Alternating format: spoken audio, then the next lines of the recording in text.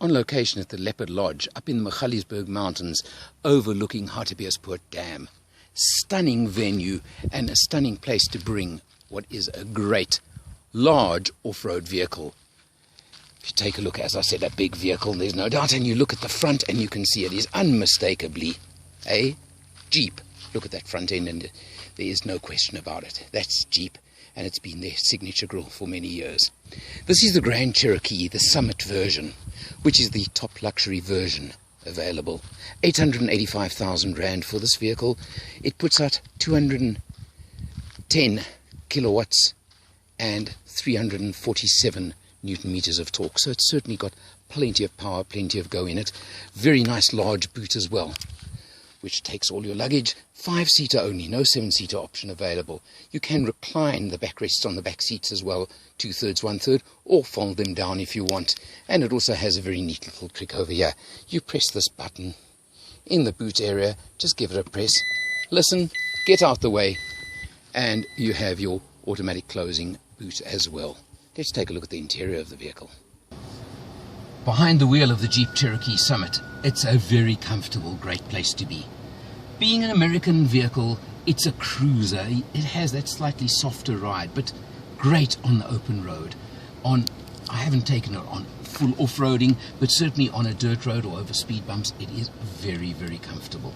Looking at the office, you've got your multifunction steering wheel, as most vehicles do have nowadays, but with all your cruise control, and you've got the active cruise control system on this vehicle as well, which is a great thing to have. So you can set a distance from the car in front. It does work. It also has the active system where it tells you when to hit brakes if necessary, which is also a great safety feature on the vehicle.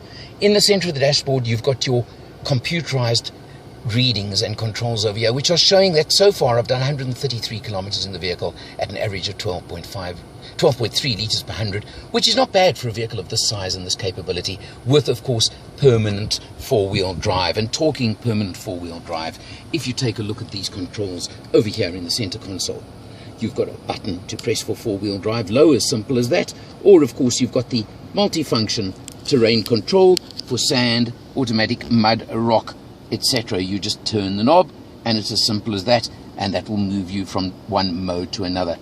Has another interesting little feature over here where you can actually raise or lower the ride height of the vehicle, either for parking purposes to drop it as low as possible, or of course you can raise it upwards as well. So you've got that. Automatic transmission makes life very easy and very smooth, very comfortable as well. It does have a sport mode and pedals if you want to use them. Quite honestly, I find them somewhat superfluous, but if you want to use them, you want to have fun with them, you can do that. Going to the center over here, of course, you have your nice large multifunction touchscreen, which is set on phone at the moment. My phone is paired with the system, works very well, I have tested it. And of course you can just switch through, of course, to, for example, navigation system with a touch of a button. As easy and simple as that. Another neat little function I found is a space over here, a nice little hidey hole, in which you can hide your cell phone. It also has the USB port. Nice and secure, fits your standard cell phones in there, and you don't even know they're there. I think that's a nice feature as well. Let's take a look what backseat life is like in this vehicle.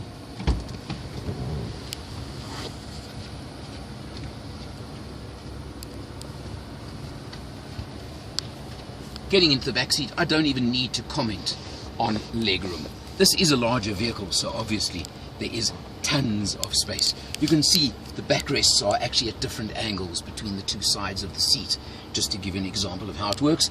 And you've got a full infotainment system for the back seats as well. You have a nice screen over here that you can lift up, which of course then says a Jeep on it. And if you come around here, you'll see there are the controls over here for plugging in. You can actually play Blu-rays, etc. on the system. And this particular vehicle even came with headphones in the cubby hole for the rear seat entertainment system. Another feature on this one is the double panoramic sunroof, which does have the shade that comes across as well if you want, and the front half opening up. So it really lightens up the interior of the vehicle. I find with the black interior, black lining, a little bit dark personally if you don't open that up. Once it's open, I love it. View to the sky, all round, just works for me.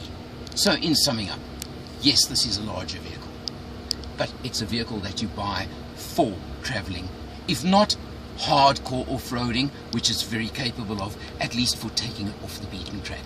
And it will do a very, very good and adequate job for you on a trip like that, in comfort, for up to 5 people if you like.